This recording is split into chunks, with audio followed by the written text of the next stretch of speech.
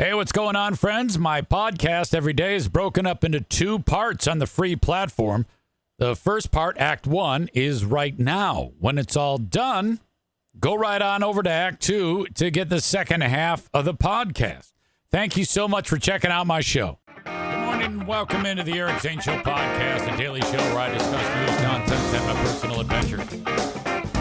From right here in the Impact Power Sports studio, Impact Power Sports, out at the Outdoors Show in Grand Rapids at DeVos Place. I just got off the phone with Drew from Impact Power Sports. He said, easy, we're doing this thing with Lomas Brown, Detroit Lions legend, where there are several golf carts that have been built by us at Impact, he tells me, to be auctioned off for Lomas Brown's charity, which helps people in need. Outstanding. And the particular golf carts are custom made, one for Barry Sanders, one for Calvin Johnson, one for Jahmyr Gibbs, and what's the other guy's name? Something Montgomery. What's his name? Sonic and Knuckles. Anyway, the golf carts are Sonic and Knuckles, and then one for Lomas. So those are theirs, but they're giving them to Lomas so that he can auction them off. So you can sit in their golf carts and then possibly win them. Either auction or contest. I'm not sure. It's going on all this weekend at the Outdoors Show. And I will be there tomorrow at the Outdoors Show with Big Drew. So that is so cool. Outstanding. Those folks do a great job over there at Impact Power Sports. Find them online at impactpowersportsmi.com. They are on 14 Mile Road in Rockford, Michigan. All right, it is it's weird because it's Friday, and most people are celebrating St. Paddy's Day today. Well, you know, there's a lot of festivities that are going on. Here in where I live, there is this event called used to be called Irish on Ionia, which is a street in downtown Grand Rapids. So the various clubs would open their doors and, people would kind of like hang out in the street. It started just a couple of clubs, and then everybody was having such a good time that it started to open up to more and more people. Then they would shut down the street completely and set up stages and all this shit. And this continued to grow and grow and grow and grow. And then there were literally thousands of people in the street, and then it was spreading over to other streets. Okay. And then there were so many people that every year hundreds would die. And then that number kept growing, because there was just so many people packed into there getting bombed. And then everyone there's no such thing as a designated driver or Uber for these animals. So they would get completely bombed and then get in their cars. And then within rolling 10 feet, they've plowed into a crowd of children and run over. They didn't even stop, just drove through them. And there's kids flying everywhere and body parts and green beer. And they love it, and they celebrate this all of this chaos. And then the news will report on it, and they'll say 300 dead this last hour at Irish on Ionia. Sometimes the Irish on Ionia would coincide with the hockey game with the Grand Rapids Griffins. So we would be in there doing the game, and then these psychopaths, these drunk lunatics would bust in and actually run on the ice. They would assault players. It was remarkable. Occasionally they'd have guns, be shooting them into the air. Everybody loses their mind on St. Patty's Day. That is the new number. This is the new number one, at least around here, party day of the year.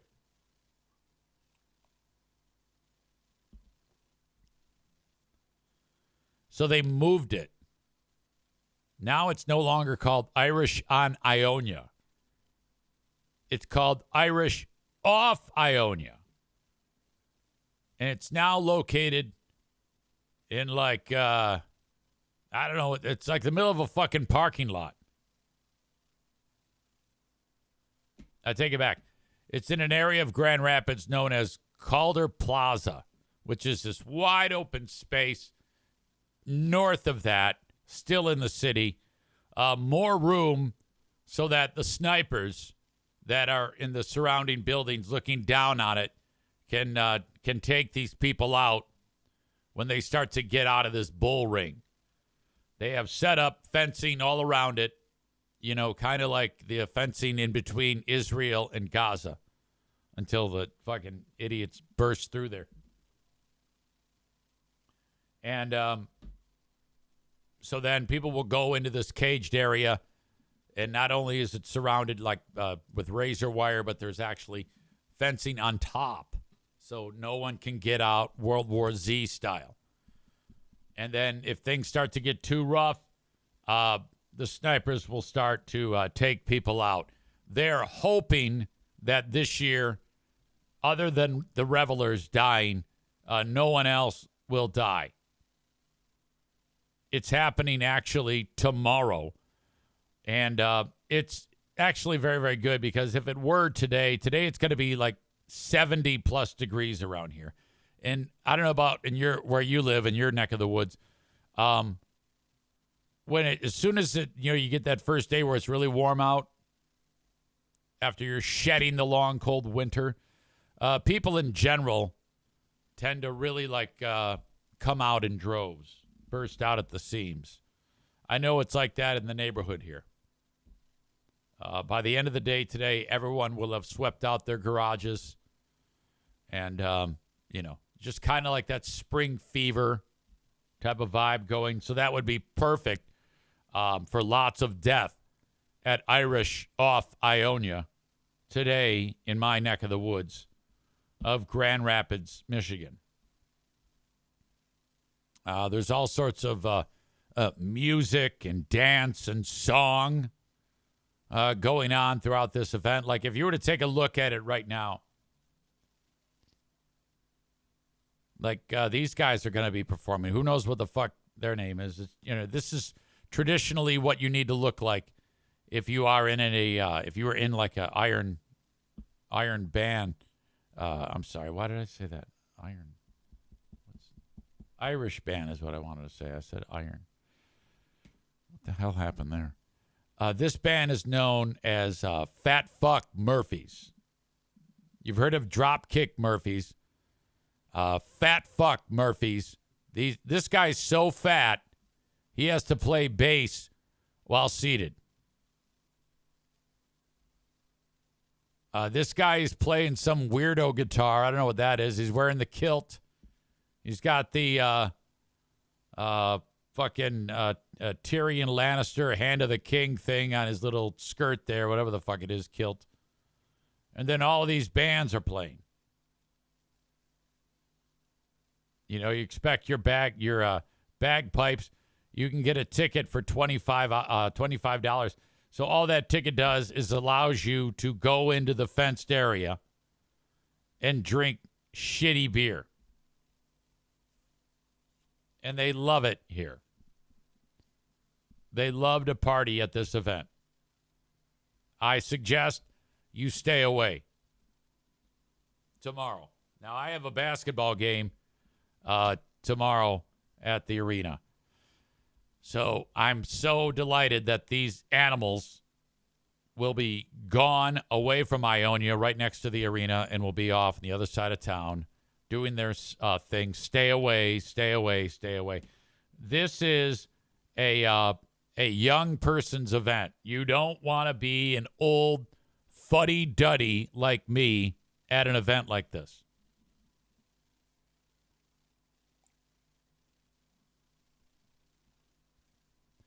Bob says he's going to be having corned beef and cabbage on Monday. That is my father's actual birthday, as Packer for Fun says. Tell your dad happy birthday on the 17th.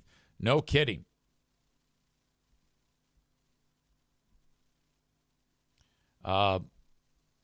Yankees suck. Kevin up north says, I used to love these guys, but they're a joke now. I don't know what you're talking about. The band Fat Fuck Murphys?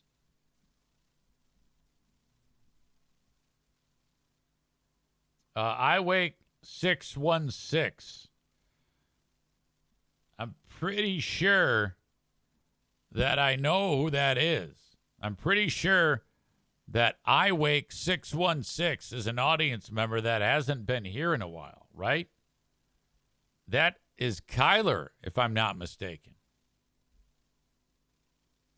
Kyler has had, I've been following on Facebook. He's been having some trials and tribulations. So we're thinking about him. I hope you guys are doing okay over there.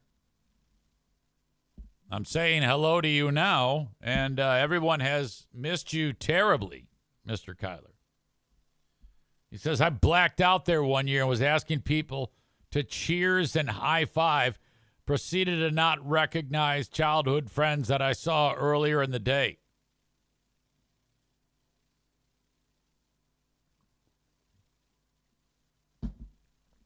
All right. So that's where the day is going to take a lot of revelers this weekend. Not me, though. I will be at the outdoor show with Drew from Impact Power Sports, not to be confused with Big Drew, like I said earlier. Come see me at the outdoor show tomorrow afternoon. If you get there and say, where the hell is he? I'll be with Impact Power Sports. You can't miss it. Scott is here. Scott the Cop says, great shows yesterday, EZ. Well, that's a very kind thing to say. Thank you. I appreciate that very much. We had a lot going on yesterday. Completed nearly 6 hours of broadcast. With the free podcast yesterday, that clocked in at 30 minutes for the Patreon bonus podcast. That was 30, so 2.5. We did an hour and 40 for, what do you call it? Who are these broadcasters? So that's 410 plus another hour and 30 for Who Are These Free Beers in the Ben and Eric Patreon podcast. Clocking in at 5 hours and 40 minutes. Outstanding. It featured a nap in the middle of it. Couldn't have done it without the nap. Couldn't have done it without you. Naps and you. That's all I need to survive. I appreciate that. Rebecca says the show really was so good yesterday. Wow, that's you guys are making me blush. You know? I appreciate that very much. I will say this. The Ben and Eric Patreon podcast yesterday, we kind of went down a couple of rabbit holes that were just so much fun. First of all, Scott the Cop is a wealth of information and knowledge. Excuse me, I got a cough. All right, I'm back. We started talking cop stuff with him. That was insightful and entertaining, to say the least. Then we kind of stumbled upon, we went down the rabbit hole of the first YouTube rap star, Blazin' Hazen, who was a regular on my old radio show. We frequently beat the shit out of that guy. One day we even put him on. He's still doing the same thing, these dumb rap videos. And we watched some of them when he was really young and watched some of the newer ones. He's improved. He definitely has smoothed out his rapping, but he still writes like a piece of shit. And just a lot of fun. We talked about the disgust that Stu McAllister has when he learned that Ben Glaze was awarded funniest comic in Grand Rapids. Excuse me, which I I have got to get Stu on here because he was so emphatic with shock. Stand by. I really got the coughs going right now.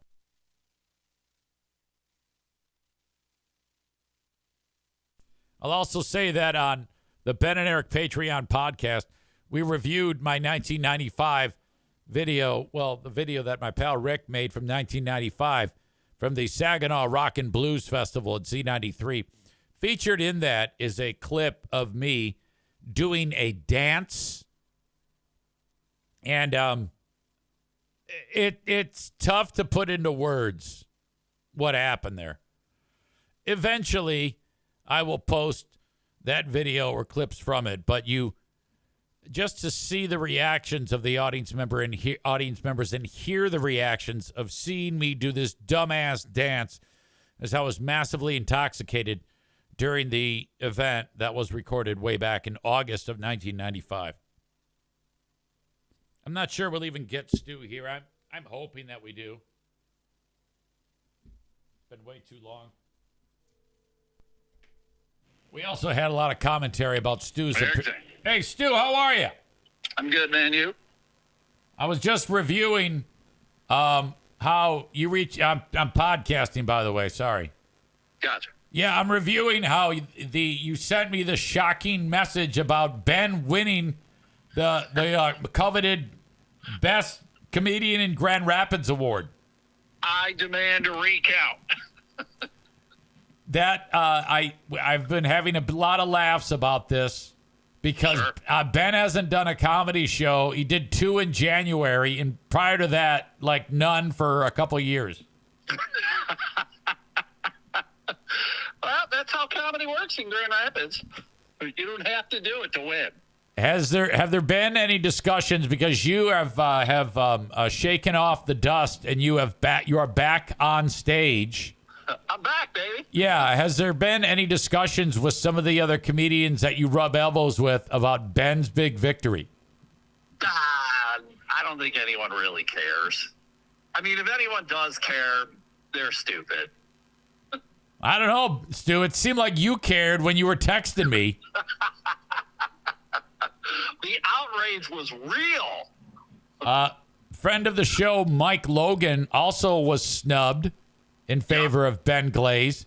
Mike strikes me as the type of guy who's going to do like a letter writing campaign or something. Yeah, he might be the one guy who's upset by it. But I've come to the realization that none of that shit matters. None of it matters, right? Essentially, you won Best Podcast in Grand Rapids. Is it going to do anything for you? No.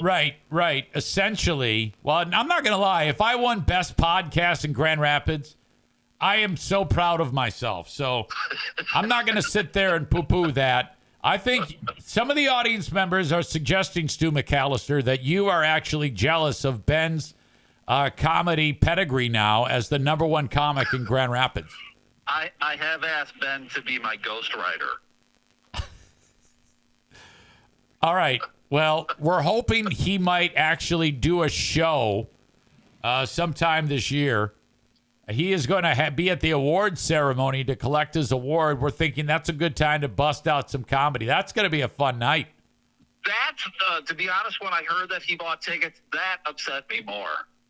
That he paid the $75 to go to this sham award show. I think the award is basically an opportunity to make some money. Right. Yes. I want him to slap somebody. I want him to do a Will Smith and just slap somebody. Oh my God, yes. That's a great bit. If it wasn't, awesome. If it was more timely, that would probably work. I want to read you a comment from Patrick in South Carolina. He writes, Ben is legitimately funny. Stu has psychopathic undertones seen when he attacked his poor dog. Your thoughts? Fair enough. I don't know who that guy is, but sure.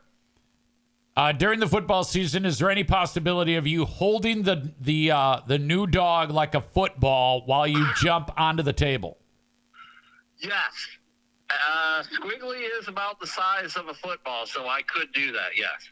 Squiggly is the new pooch. We know that. Yeah, her name's Lily, but I call her Squiggly because her butt's always mowing around. She's got squiggly butt. How many times a day do you have to clean up feces in the house? I need to keep a track on like a calendar. It's been a while, so I've been doing pretty good letting them outside. Stu, as the local purveyor and person who transports Dippin' Dots to the various places where those are served throughout Michigan, is that your plan today? Indiana right now, man. You're okay. So yes, you're serving other states as well, Indiana. Are you getting the idea that in Indiana, those communities are a lot like some of these northern Michigan communities there? Yeah, they're very hillbilly, man. They're super hillbilly down here. Okay. Everybody behaving, though. Yeah, I haven't had any problems yet, but I'm fully expecting some. Stu, yesterday on the Ben and Eric Patreon podcast, we did a full breakdown towards the idea that you have a deadly disease. Yay or nay? I have a deadly disease? Yeah, we said you look like you have AIDS right now. As far as I know, I don't have AIDS, but I appreciate the concern. Is it because of that picture that I posted? Oh yeah, the one that looks like you've got like a bed sore the size of a silver dollar. Right. Oh yeah. No, that's a very flattering picture. I told Carl, I said, Carl, take the worst picture of me possible, please, and he did. Sobel's Comedy Night. You're a regular on that thing, right? Yeah, the River City Saloon. Yeah, it's every Wednesday, and it's a good show. It's a good show, man. Ben should get up there again. Oh, he's horrible. Are you kidding me? Not according to the voters in Grand Rapids. They love it. Exactly. It's a great thing. What a bit of glory for Ben. Doesn't even do comedy, and he wins Best Comic. Holy fuck! That's how good he is, man. He is that good. He is that good. Stu, all right, we'll check you there at the comedy night. That's awesome. People always check out the Elemento podcast. I know Linda loves it. And two things. Yeah, I'm doing a show next Thursday at Dr. Grant's. It's a paid show. Holy shit! Who is there? Anyone else on the bill? Nah, no one worthwhile. It's just me. Just come to see me. But I had a question, man. Tomorrow is the last Ironman game. Are you going to be there? No, I'm not. I'm not going to. I've got a basketball game to do. I cannot do the Iron. It's a weird schedule this year. Again, it seems like every year they play at a different time of the year. Right. Yeah. Yeah. It's strange. They keep joining different leagues, whatever. Are you going to be involved with the Rampage? Well, I don't think that's a real thing. I was doing some research on the Grand Rapids Rampage. Yeah. And some folks who are really into indoor football did a deep dive and discovered that this might be all a hoax, which is strange. That sucks, man. Yeah. So I don't, probably not. It sounds like a fly-by-night shit show at all. These people who came up with this league, they came up with this league a handful of years ago, and they have like quote-unquote teams in every town. All they have really is logos and press releases. Right. And then every year they always say, well, all right, instead of starting to play football this year, we're going to wait till next year. And then they actually haven't even played any games yet in the years that they've been a so-called league.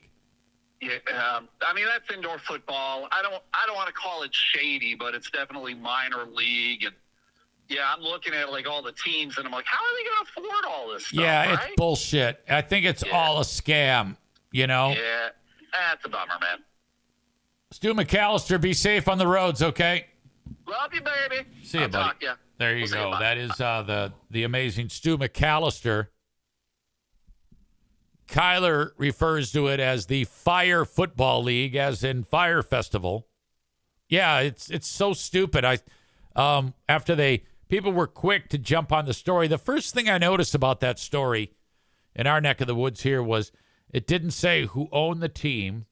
It didn't say anything about actually playing. It didn't say where they were going to play. It was just an announcement with a logo that said the Grand Rapids Rampage are back.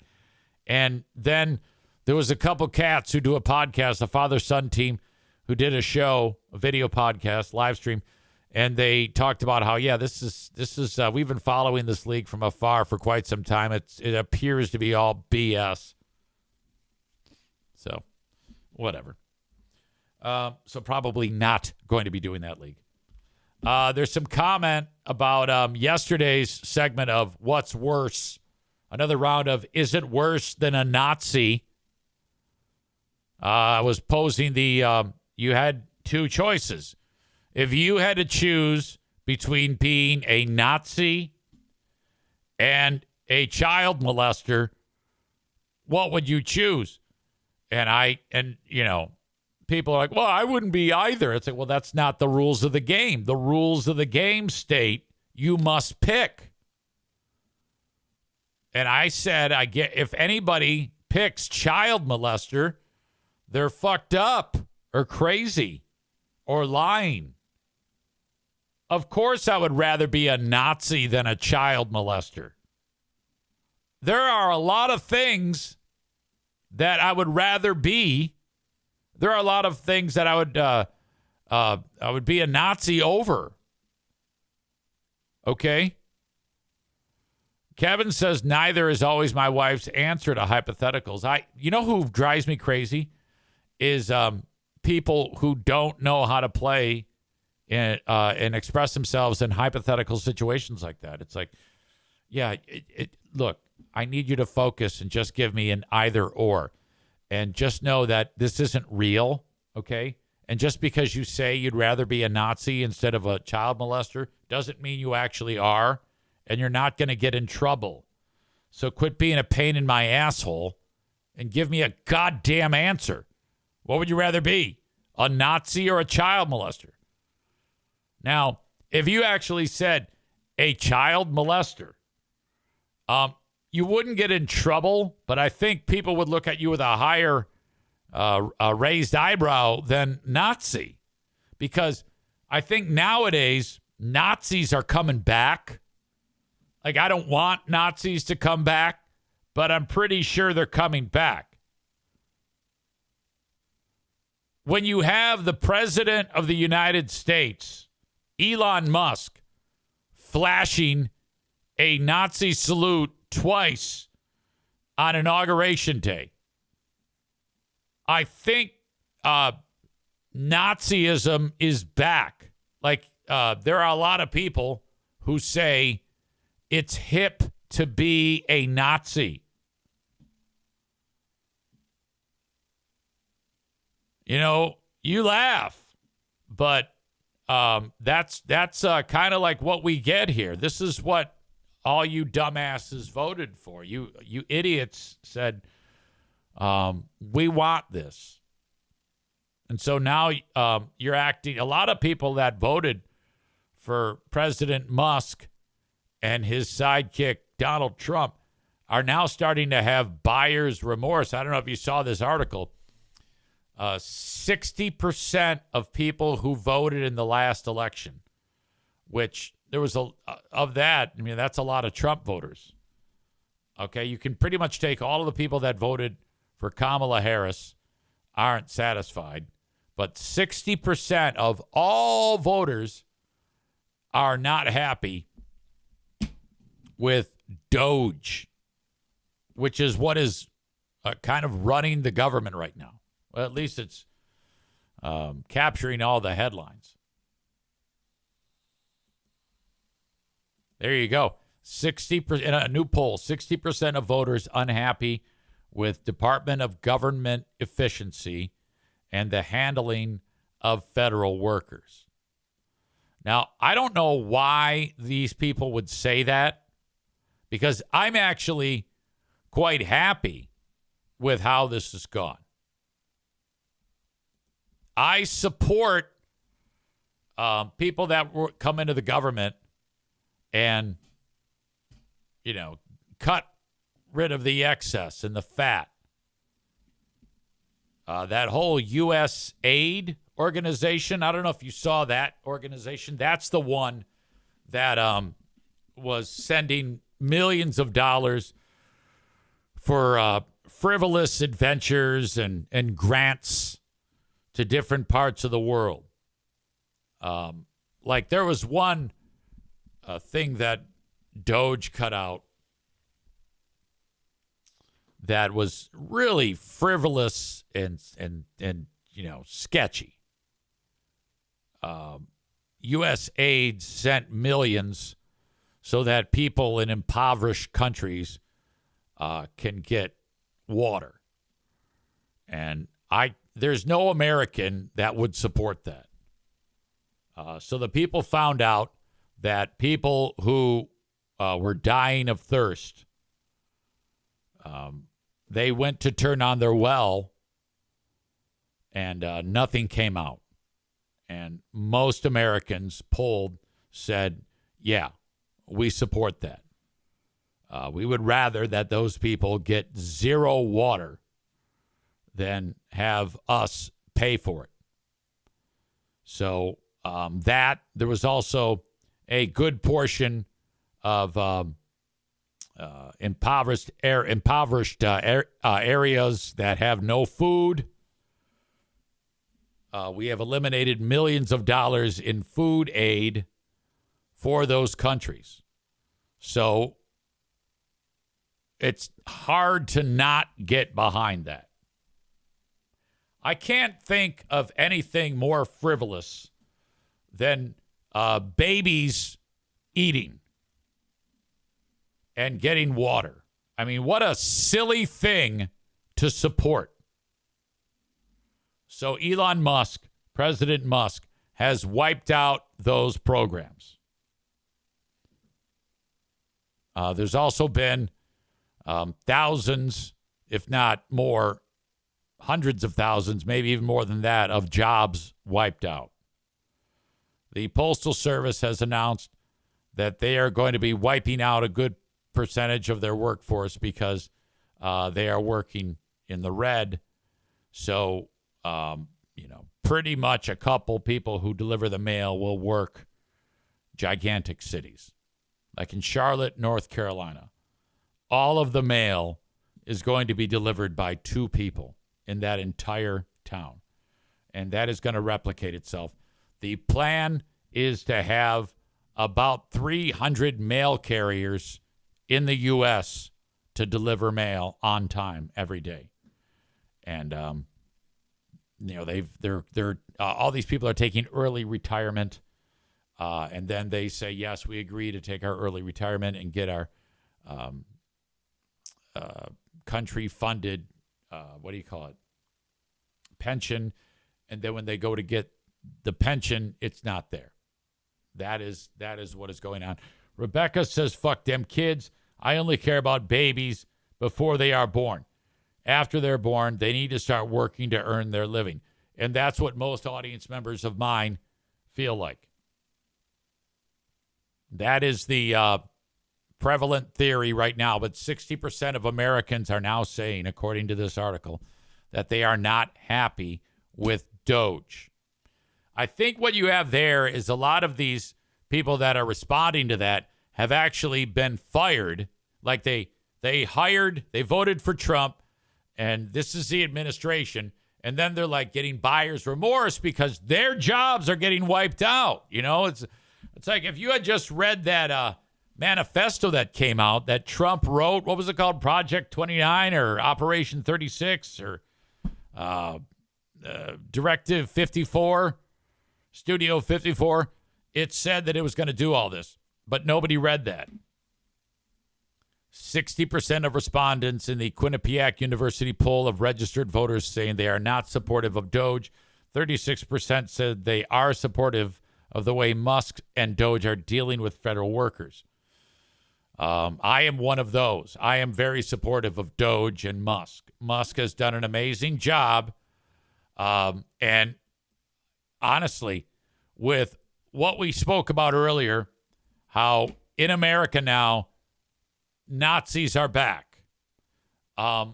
Musk is actually showing that if you can just get past the murder of other races of people and nationalities of people, these Nazis have been quite effective at doing what they're supposed to do. So, like Musk as a Nazi is committing genocide on all of these dollars and cents figures that had been leaving the country. And he is also terminating a blitzkrieg of firings on these employees. And I know it's not really a great thing to say, but the Nazis are saying scoreboard. The Nazis in America are very happy with this effort. And I know a lot of you audience members are actually doing the same thing. You are happy with the performance of Elon Musk and the other Nazis that are working in the government. Scott asks me, hey, EZ, are you running the Irish jig tomorrow? I saw you in it years ago, but never since. Oh, that's a great race. No, there's a lot of fantastic runners in that thing. Somebody might break like 15 minutes in that thing. That is a fast race. I am not capable of running anymore with the arthritis. I do not run anymore. Ben Glaze is here. He says one of the biggest Nazi supporters is a musical genius, Kanye West. Yeah, you got to take a look at what Kanye has done recently. He has thrown his weight behind being a Nazi, and then he came back and said, I've given it some thought. I'm not a Nazi, and I don't know, maybe he's a Nazi again. So he's kind of like in this flux. Maybe he read the tea leaves that saying you're a Nazi isn't that great. I don't know who got in his ear about, having that capitulation, if you will, and saying, hey, I don't know if this is a good idea. Matt brings up a great question. Ben Glaze, if you had to choose between being a Nazi or a child molester, what would you choose in this hypothetical scenario? I absolutely would choose Nazi. I would rather be a Nazi, because that doesn't mean I'm necessarily going to kill anyone. It just means, I think like a Nazi. Ben says the same thing. He'd rather be a Nazi than a child molester. In America these days, if you say you are a Nazi, the worst things ever are going to happen to you. For the most part. That might not be the case after this president is done, who has a Nazi, or is a Nazi. That would be Elon Musk. Ben says he'd be a Nazi, but boy, do I love children. Exactly. We knew that about you.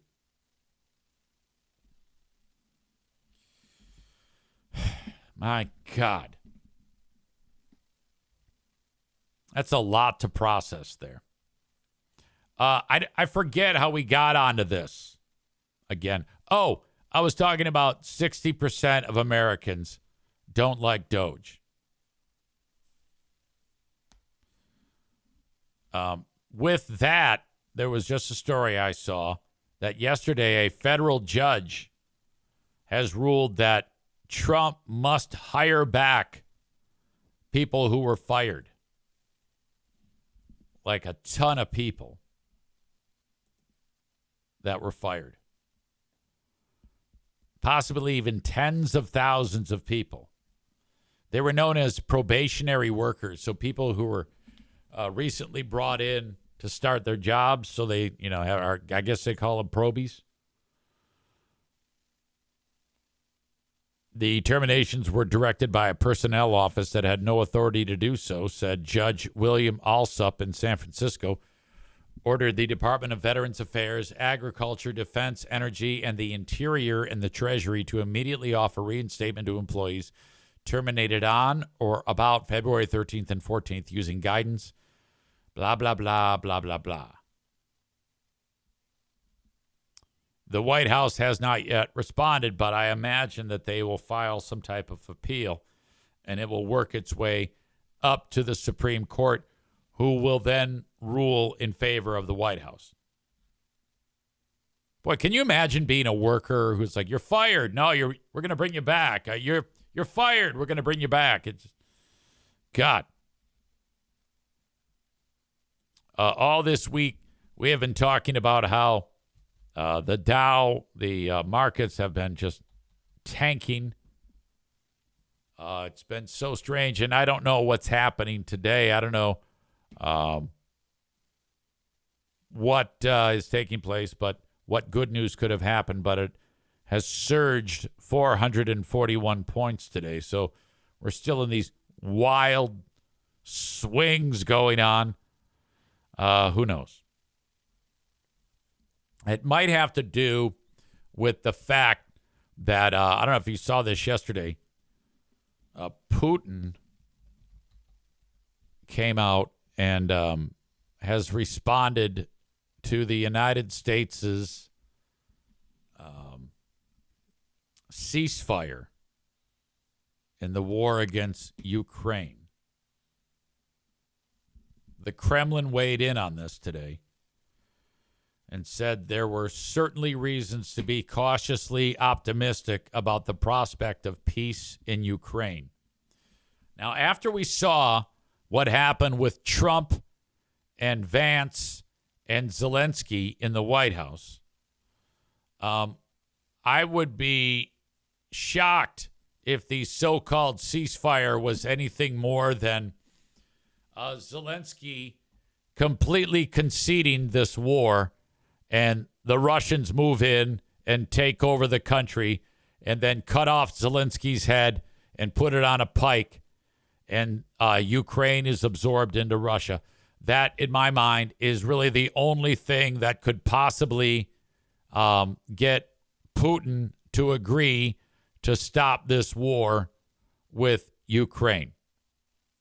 I don't think any of us have actually ever heard why he did this, but I'm pretty sure it's because, he just wants Ukraine because it was part of Russia when Ukraine declared its independence, when the Cold War ended. That was a problem to Putin, who was not yet in power when that all happened. But since then, he's quietly been bringing back the Soviet Union, I wonder if he's ever going to want to reabsorb Armenia. Because when that was the Soviet Union, Armenia was part of it. In fact, my cousin Garo, God damn it, my cousin Gregor. Garo is the father of Sarkis and Gregor. Gregor is older now. He's probably about 65, 70, my oldest cousin. Before he came to the U.S., he could not leave the Soviet Union. He didn't, it was a difficult thing to get out of the Soviet Union, but they eventually managed to do it in the 1970s somehow. I think there was some cloak and dagger shit going on to make that happen. But prior to that, my cousin actually had to enlist in the Soviet army. I mean, he spent 4 years as a member of the military. I would love to pick his brain about that, by the way. Matt says, are all of your cousins Mortal Kombat characters? Yeah, those are kind of Mortal Kombat names. My uncle Garo had 3 children. Gregor, Sarkis, and Mary. My sweet cousin Mary. Anyway, why did I bring that up? What was I going to talk about? I feel like I'm in one of those moods on a Friday. A little bit more about the Kremlin's cautiously optimistic response to Trump's Ukraine truce deal. This article, according to NBC Nightly News, says that it hides Putin's dilemma. The Russian president said he would prepare to accept a ceasefire, but only on terms very favorable to the Kremlin. Well, no shit. there's no one thinking that this is actually going to be favorable to Ukraine. Come on now. Let's check this out. In his first comments on President Trump's 30-day ceasefire proposal, which was already accepted by Ukraine, Russia's President Putin tonight... See, I never heard that. I did not hear that Ukraine accepted this whenever that was. The last thing I heard was when Vance and Trump were yelling at Zelensky in the visit to the U.S. I didn't realize that Zelensky said, I accept your ceasefire terms. Proposal, which was already accepted by Ukraine, Russia's President Putin tonight said he's in favor of the idea, then gave several reasons why he's not agreeing to it for now. The idea itself is right, and we absolutely support it, but there are questions we should discuss, he said, suggesting he'll call President Trump directly. President Putin went on to say a military pause would give Ukraine time to regroup and rearm, while Russian forces are making gains on the battlefield, especially in the Russian province of Kursk, where Putin just visited, donning fatigues and speaking of victory and new buffer zones. Well, we'd like to see a ceasefire from Russia. Still, President Trump described Putin's comments tonight as encouraging. He put out a very promising statement, but it wasn't complete. Now we're going to see whether or not Russia's there, and if they're not, it'll be a very disappointing moment for the world. On the front lines in Ukraine, troops aren't putting down the guns yet. They doubt Putin is seriously considering ending the war. This soldier is scanning the sky for Russian drones. Even with all this talk of a ceasefire, soldiers out here say they're seeing no let-up in Russian attacks. They say it's time to give peace a chance. Everyone is waiting to see if Putin will also agree. What do you expect? Russia's commitments, the soldier said, are not worth the paper they are printed on. President Trump's envoy, Steve Witkoff, is in Moscow tonight pushing the ceasefire deal. Here in Ukraine, President Zelensky called Putin's comments predictable and manipulative. Okay. Perhaps. I don't know. But let me ask you this. Let's put this in play right now and kick this football around. Let's just say that it's legit. Okay? And let's just say that Zelensky says, yeah, we'll take those terms. And then Putin says, all right, if you take them, all right, let's work this out. We agree. And the ceasefire leads to an end to the war. Can any of you, and then, I don't even know what the terms would be in this hypothetical scenario, but remember, Zelensky agreed to it. If the world is at that spot, how can anyone who thinks Trump is an asshole look at that and not feel somewhat, supportive, surprised, excellent? I don't think there's too many bad things that can come of no longer killing people. Obviously, I can't stand Trump. But if this works, I don't know how you can take a look at that and be not on board. You can even get away with saying, well, it's the first good thing he's done. I'd even let that go.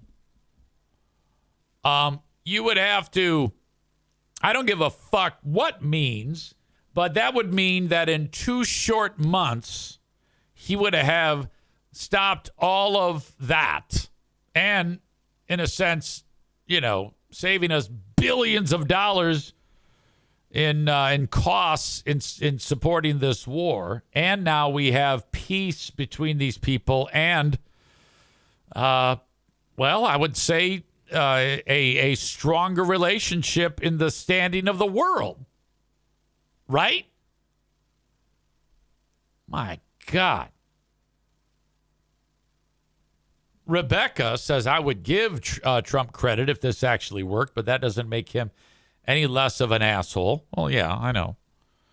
There are so many other things Trump does that make him a terrible human. Right, but this does, in my opinion, nullify some of those. That is the thing, by the way. All right, that is Act 1 of the podcast. Act 2 is available right after this one. Go check it out. What are you doing? Don't miss a second of it. Thank you so much.